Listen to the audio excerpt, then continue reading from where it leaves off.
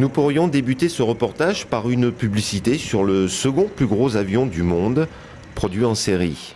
Le premier étant l'Airbus A380.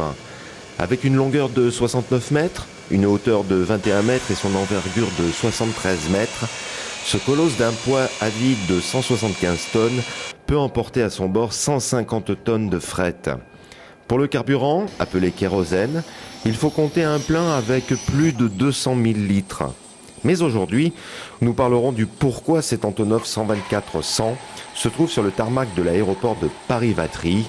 Et c'est le capitaine Priscilla Paul de Beaufort, officier adjoint au 1er régiment d'hélicoptères de combat et de la 2e escadrille de maintenance hélicoptère Puma NH90, qui nous en donne les détails. Alors on a reçu pour mission d'embarquer en Antonov un NH90, donc à destination du Mali.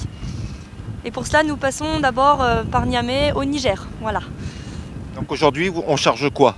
Donc aujourd'hui, on charge un NH90. Donc vous le voyez arriver sur la piste.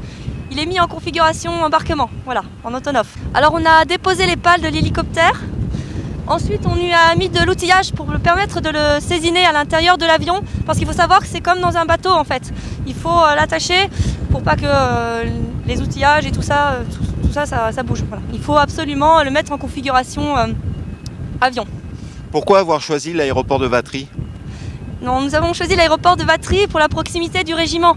Parce que sinon, nous sommes obligés de descendre dans le sud-ouest. Donc c'est pour confort logistique. Parce qu'il faut savoir que pour embarquer un NH comme ça, il faut mobiliser des véhicules et beaucoup de personnel. Donc du coup, ça nous permet d'être plus proche, voilà, du lieu d'embarquement de notre base de départ. Et on a été très bien accueillis par l'aéroport de Vatry.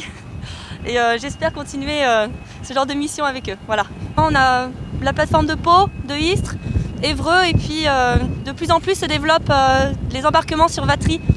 Là, nous travaillons aujourd'hui avec la société ICS et parfois avec Salis. Voilà. Ça dépend. C'est chez nous l'organisme qui gère les transports qui désigne la compagnie. L'armée n'a pas les moyens d'être autonome?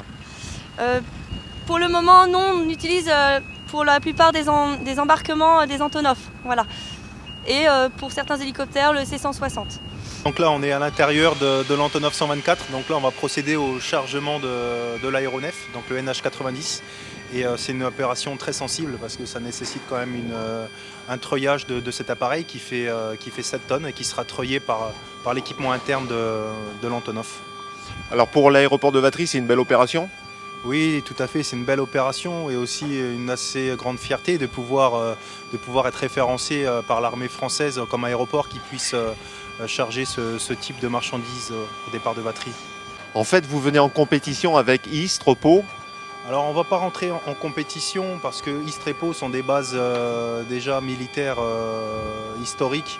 Donc en termes de proximité avec les aéroports de Istres et Pau, ils font beaucoup plus d'opérations militaires beaucoup plus régulièrement que Vatry, où nous on va intervenir sur des opérations ponctuelles.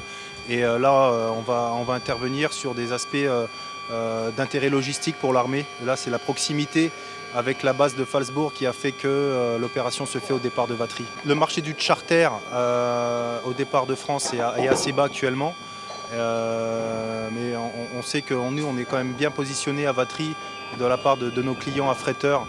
Quand il y a un charter au départ de France, la solution Vatry est systématiquement proposée.